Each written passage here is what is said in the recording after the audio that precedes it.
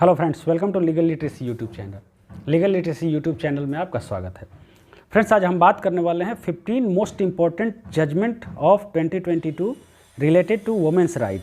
मतलब women centric जो 15 most important judgement है 2022 के सुप्रीम कोर्ट के, उसके बारे में आज हम बात करेंगे।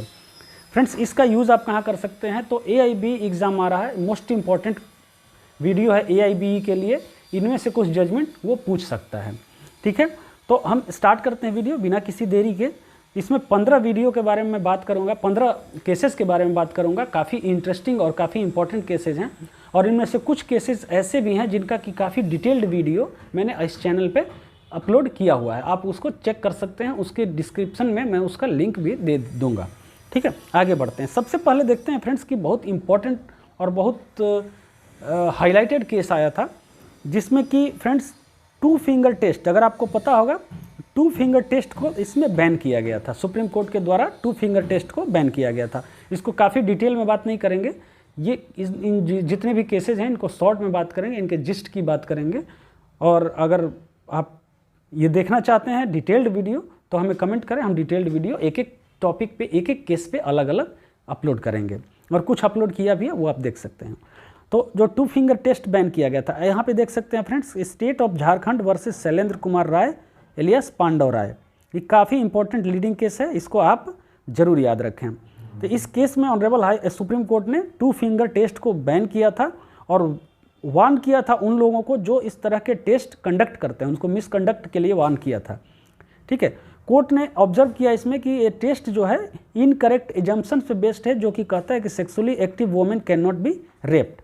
ठीक है, ये पहला केस हो गया, और इसका डिटेल्ड वीडियो हमारे चैनल पे यूट्यूब लीगल लिटरेसी पे ऑलरेडी दिया हुआ है। अगला केस देखते हैं फ्रेंड्स, अगला है नीतीशा वर्सेस यूनियन ऑफ इंडिया। इस केस में फैक्ट ये है कि ये इंडियन आर्मी से रिलेटेड केस है। यहाँ पे आप देख रहे हैं कि पहले ऑनरेबल सुप्रीम कोर्ट ने एक केस था, आर्मी के पॉलिसी जो वुमेन ऑफिसर्स को परमानेंट कमीशन नहीं दिया जाता था, उसको डिस्क्रिमिनेटरी बताया था। किस केस में? Secretary ministry of defence versus Babita Puniya, ये भी याद रखना है, बताया था। और Nitisha versus union of India case हुआ, इसमें ऑनरेबल सुप्रीम कोर्ट ने इंडियन आर्मी को कॉशन किया, वार्न किया, और आर्मी अथॉरिटीज़ को कि एक प्रीएम्प्टरी ऑर्डर पास किया जाए जो कि वुमेन के प्रमोशन को सुनिश्चित करे। ठीक है, आर्मी ऑफिसर्स को, वुमेन आर्मी ऑफिसर्स के प्रमोशन को सुनिश्चित करे। और कोर्ट अपना इस पे एंग्विश शो किया, अपना मतलब नाराज़गी दिखाया कि वुमेन ऑफिसर्स को फेयरली ट्रीट नहीं किया जा रहा है। सुप्रीम कोर्ट ने कहा कि women short service commission is not able to reap the benefits of supreme court judgment with opened the avenues for them to seek permanent commission as the selection boards for promotion had been held only for male officers। ये आप देख लिए, ये Indian army से related, women से related case है। अगले case पे आते हैं फ्रेंड्स, काफ़ी अच्छे केसेस हैं, काफ़ी लीडिंग केसेस हैं फ्रेंड्स। देखते हैं आगे। अगला केस जो आता है ये भी काफ़ी इंपॉर्टेंट केस हुआ था, रिसेंट केस है, X versus principal secretary health and family welfare department government of NCT of Delhi. ये केस है फ्रेंड्स कि ये सुप्रीम कोर्ट ने इसमें अनमैरिड वुमेन को भी जो 20 to 24 वीक्स प्रेगनेंसी को टर्मिनेट करने का राइट दिया। सुप्रीम कोर्ट ने कहा कि there should not be any distinction between married और unmarried women in seeking an abortion of pregnancy in 20 to 24 weeks terms arising out of consensual relationships. इसमें बहुत सारी चीज़ें चेंज हुई फ्रेंड्स, जैसे कि मैरिटल रेप एक वर्ड आता है।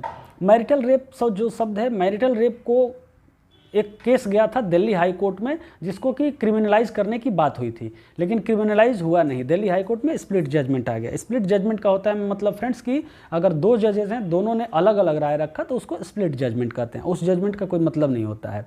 ठीक है, तो इसमें मैरिटल रेप को डिफाइन किया है, लेकिन उसको क्रिमिनलाइज नहीं किया। इसमें इस पर्पस से डिफाइन किया गया है कि medical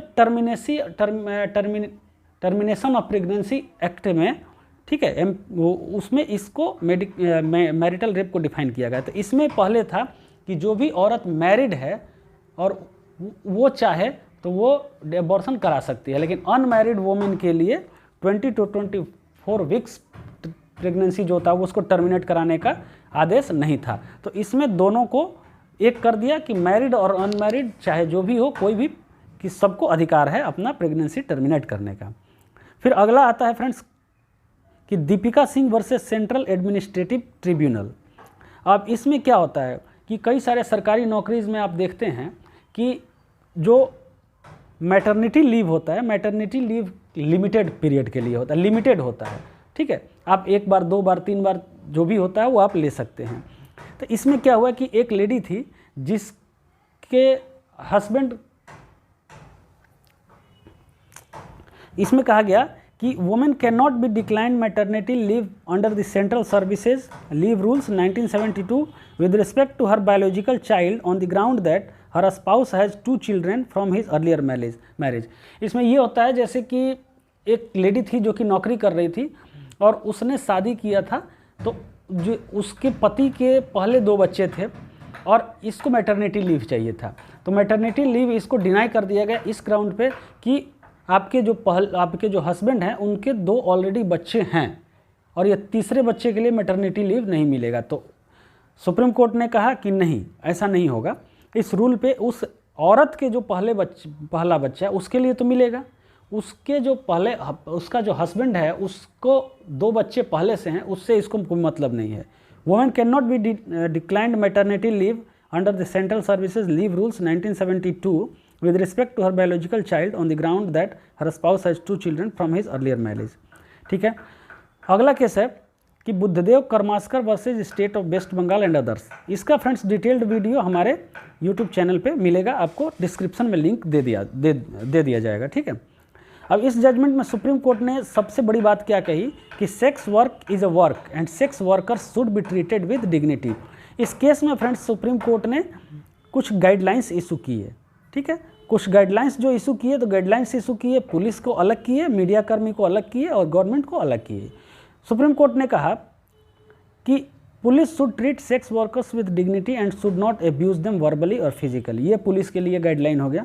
media should not publish their pictures और reveal their identity while reporting rescue operations and stated that the offence of voyeurism under section 354C of the Indian penal code should be enforced if media publishes the pictures of sex workers with their clients। अब यहाँ पे क्या आता है friends कि कई बार क्या होता है कि जो मीडिया जाता है उनका फ़ोटो खींचता है, रेस्क्यू ऑपरेशन होता है उनका फ़ोटो खींचता है, फ़ोटो खींच के पब्लिश करता है। तो इसके लिए सुप्रीम कोर्ट ने मीडिया को एक गाइडलाइंस जारी किया कि ये आप नहीं कर सकते हैं। अगर आप ये करते हैं तो आप पे चार्ज लगेगा सेक्शन 354C, जिसको वॉयरिज्म कहते हैं, ठीक है। वॉयरिज्म क्या होता है? वॉयरिज्म होता है कि किसी को छुप छुप के किसी को देखना या किसी का फ़ोटो उतारना, किसी की तस्वीरें खींचना, ठीक है, ये वॉयरिज्म होता है। तो मीडिया को कहा कि इसमें वॉयरिज्म का चार्ज लगेगा आपका। आगे आते हैं, फिर कहा कि प्रेस काउंसिल ऑफ इंडिया को भी डायरेक्ट किया कि कुछ अप्रोप्रिएट गाइडलाइंस बनाए इस रिगार्ड में मीडिया के लिए। अगला केस देखते हैं फ्रेंड्स। अगला केस है प्रभा त्यागी वर्सेस कमलेश देवी। अब प्रभा त्यागी वर्सेस कमलेश देवी में कहा सुप्रीम कोर्ट ने कि every women in a domestic relationship has a right to reside in the shared household even in the absence of any act of domestic violence। अब इसमें क्या है कि जो भी औरत डोमेस्टिक रिलेशनशिप में है, मतलब शादीशुदा है, तो उसको शेयर्ड हाउस होल्ड में रहने का अधिकार है, चाहे डोमेस्टिक वायलेंस का एक्ट उसके साथ होता हो या नहीं होता हो। और under section 17(1) of the protection of women from domestic violence act 2005 को इन्फोर्स किया जाएगा, ठीक है। ये सेक्शन उसको राइट देता है, इसको इन्फोर्स किया जाएगा irrespective of the fact that she has resides और नॉट। अब इस फैक्ट का कोई मतलब नहीं है कि वो उस घर में पहले रही है या नहीं रही है, उस घर में उसका अधिकार है, ठीक है। आगे आते हैं नेक्स्ट केस पे। नेक्स्ट केस है फ्रेंड होटल प्रिया अब proprietorship versus state of Maharashtra. इसमें सुप्रीम कोर्ट ने जो काम करते हैं, जो ही कोई नौकरी करते हैं, उसमें जो जेंडर कैप लगा दिया जाता है उसके खिलाफ में जजमेंट दिया। The condition imposing a gender cap as to the number of women और man who can perform in orchestra and bands in licensed bar is unconstitutional. अब इस पे आप बार नहीं लगा सकते हैं किसी भी ऑर्केस्ट्रा में, बैंड में या कहीं भी कि इसमें इतनी ही औरत काम करनी चाहिए, ये इतना ही आदमी काम करना चाहिए, ठीक है।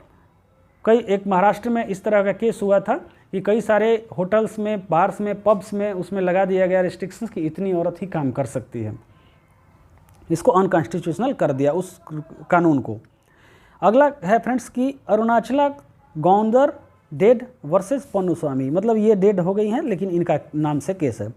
अब इसमें कहा गया था कि daughter is capable of inheriting the self acquired property और share received in the partition of a coparcenary property of her Hindu father dying intestate, मतलब सेल्फ एक्वायर्ड प्रॉपर्टी भी है या फिर एंसेस्ट्रल प्रॉपर्टी से उसको शेयर रिसीव हुआ है पार्टीशन से अगर फादर को, और वो मर गया है इंटेस्टेट। इंटेस्टेट का मतलब कि बिना किसी विल के मर गया, उसका अपना प्रॉपर्टी है तो वो चाहे तो अपने औलाद को दे सकता है, नहीं भी दे सकता है। और अगर नहीं देता है और बिना विल बनाए बिना किसी को दिए अगर उसकी डेथ हो जाती है तो जिस तरह से बेटे को अधिकार है उसमें, उस तरह से बेटी को भी है।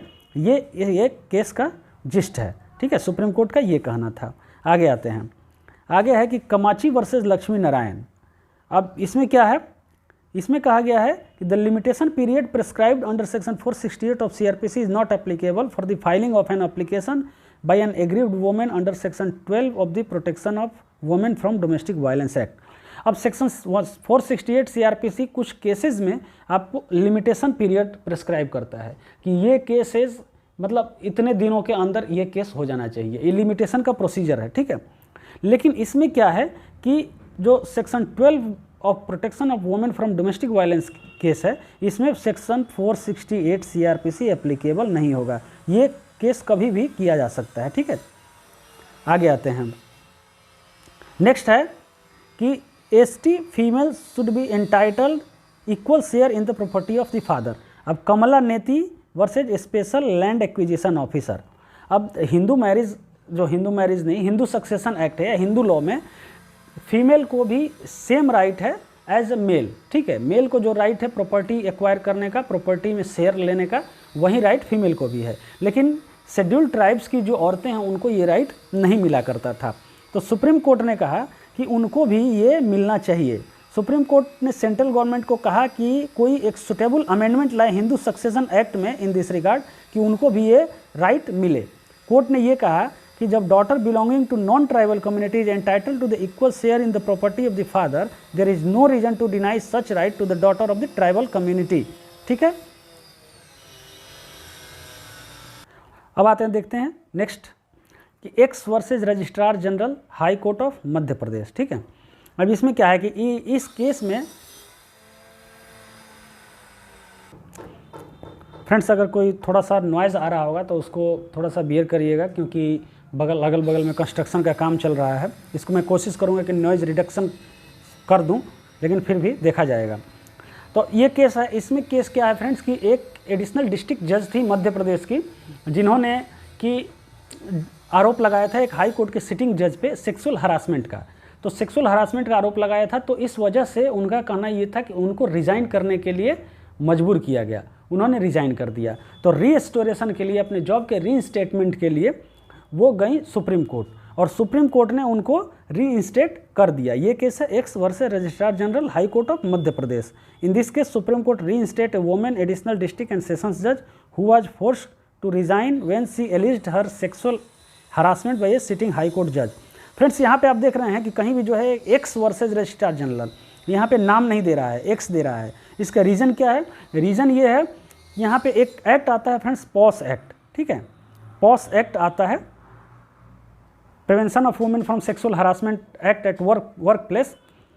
तो ये जो पॉस एक्ट आता है, तो पॉस एक्ट में ये दिया हुआ है कि आप किसी भी जो सेक्सुअल हरासमेंट हो रहा है किसी लेडी का, किसी औरत का, तो उसका आप नाम पब्लिश नहीं करेंगे। तो यहाँ पे इस वजह से इसका नाम पब्लिश नहीं किया गया है। आगे आते हैं, देखते हैं नेक्स्ट पे आते हैं केस पे। नेक्स्ट है friends Somai versus state of Madhya प्रदेश। अब नाउ ये छत्तीसगढ़ में है, ठीक है। अब इसमें क्या कहा है सुप्रीम कोर्ट ने कि once the court believes the statement of the survivor of sexual assault it is sufficient to establish an offence punishable under section 376 of the Indian Penal Code. The failure of the police to send seized articles to the forensic science laboratory would not affect the outcome in such case. अब supreme court का कहना था कि एक बार अगर ये proof हो गया, सुप्रीम कोर्ट या कोर्ट ने बिलीव कर लिया सेक्सुअल असॉल्ट के सर्वाइवर का, तो ये काफ़ी है 376 के अंडर केस फाइल करने का, ठीक है, एस्टैब्लिश करने का ऑफेंस। अब इसके बाद पुलिस ने सीज्ड आर्टिकल को फोरेंसिक साइंस लेबोरेटरी में भेजा या नहीं भेजा, इससे कोई फर्क नहीं पड़ेगा। नेक्स्ट केस है फ्रेंड्स कि स्टेट ऑफ उत्तराखंड वर्सेस पवित्र चौहान एंड अदर्स।